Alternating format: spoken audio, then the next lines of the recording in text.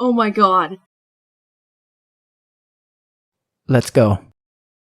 बिस्मिल्लाहिर्रहमानिर्रहीम। अस्सलाम वालेकुम। क्या हाल है? आई होप सब खैरियत से होंगे। अल्लाह पाक का शुक्र है हम सभी ठीक हैं। तो माशाल्लाह से रमज़ान का तीसरा अशरा हो गया स्टार्ट।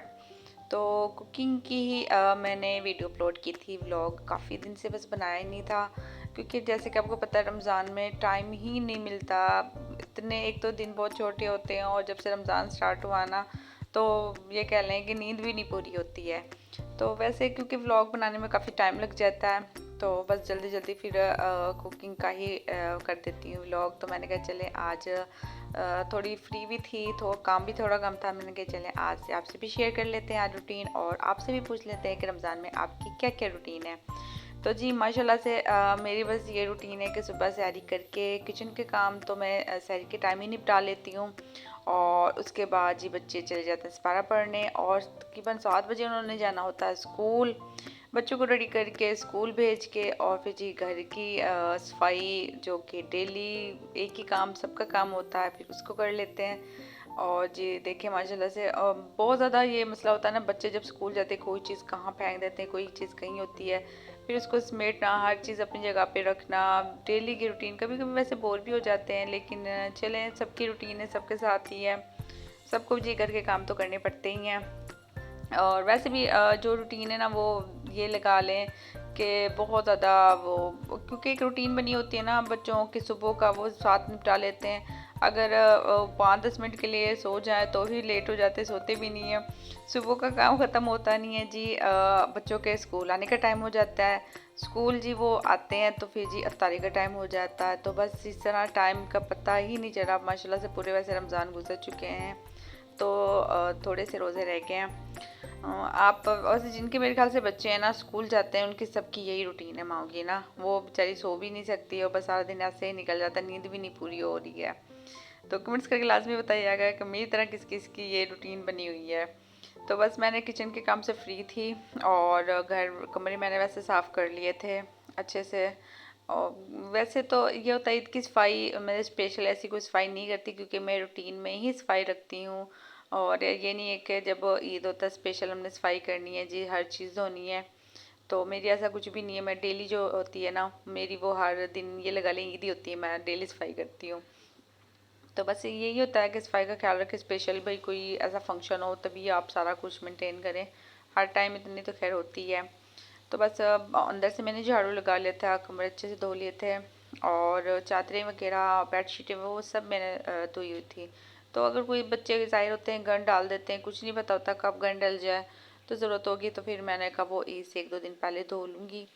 और ये मैं बाहर लगा रही थी पानी, मैंने कहा अच्छे से इसको धो लूँगी, फिर ये होता आसानी हो जाती है। यहाँ फिर झाड़ू लगा के और फिर दोबारा तपली लगाना, वो फिर डबल डबल काम हो जाता है। ये मुझे आसान लगता है कि पानी लगा के फ़ौरन से और वाइपर लगा देती हूँ। तो और फिर ऊपर से ये होता है कि साफ़ भी ना बहुत अच्छा हो जाता है, वरना वो फिर ये लगा ले रेत सा गंदा गंदा सा लगता है, फिर वो ध्यान उधर कोई रहता, वो साफ़ नज़र नहीं ना आता, तो वो बिल्कुल भी अच्छा नहीं लगता। तो वैसे ऐसे मुझे वैसे कहते हैं पानी बहुत ज़ाया करती हो हकीकत में। लेकिन ये कि सुकून ही नहीं होता, और एक बहुत ज़्यादा टाइम लग जाता है। कभी कभी तो डेली भी कर लेती हूँ, लेकिन सर्दियों में ये कि 2-3 दिन लग जाते हैं, 2-3 दिन बाद करती हूँ क्योंकि फिर सूखता नहीं है। लेकिन गर्मियों में पंखे चलते रहते हैं ना, तो फिर वो जल्दी से सूख भी जाता है। तो और माशाल्लाह से आप मेरी वीडियो को कहाँ कहाँ से वॉच कर रहे हैं माशाल्लाह मुझे कमेंट्स करके लाजमी बताइएगा, ताकि मैं आपका थैंक यू कर सकूँ। और जी देखिए बस फर्श मैंने धो लिया था, वाइपर लगाना है और उसके बाद तपड़ी लगानी है। बस जी आज का बस ये मेरा छोटा सा व्लॉग, बहुत ज़्यादा बड़ा व्लॉग नहीं बनाया। मैंने कहा आप रमज़ान में रोज़े रखते हैं तो ये ना आप बोर हो जाएं, बस छोटा सा व्लॉग था ताकि मैं आपसे आपकी भी रूटीन कर सकें। और जी मेरी तरह किस किस की रूटीन है, मैंने कहा चलें आपसे भी आज पूछ लेते हैं। तो लाजमी बताइएगा। और ईद की शॉपिंग हुई कि नहीं? मेरी तो तकरीबन ईद की शॉपिंग मैंने कुछ रमज़ान से पहले कर ली थी कुछ, क्योंकि रमज़ान में रोज़े रख कर शॉपिंग करना बहुत मुश्किल होता है। तो बस माओ की तो खैर ज़्यादा शॉपिंग नहीं, बच्चों की होती है।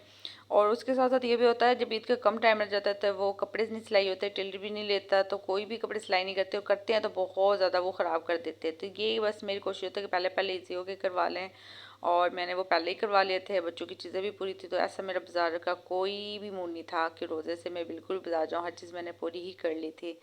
तो बस ये थी, फ्री थी।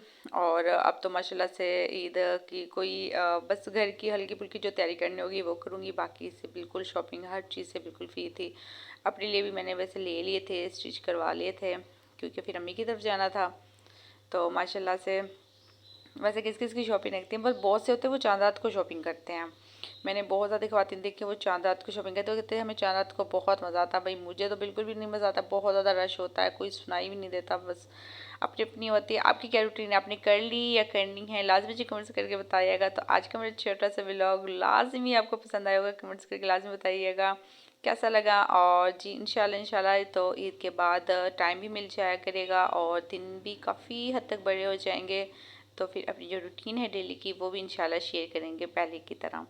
तो बस हर चीज़ से फ्री हो गई थी और जी बस रेस्टिंग रह गई थी, बहुत ज़्यादा तो नहीं, हल्की फुल्की कर ली थी, क्योंकि बस आपको पता रोज़ा रखे ना इतना ज़्यादा दिल नहीं करता। तो माशाल्लाह से देखे फाइनल लुक जब भी बिल्कुल सूख जाता है ना, तो फिर माशाल्लाह से बहुत प्यारा लगता है। जब हाँ तपड़ी लगाती हूँ ना तो इतना नीट नहीं होता, तो बिल्कुल भी अच्छा नहीं लगता।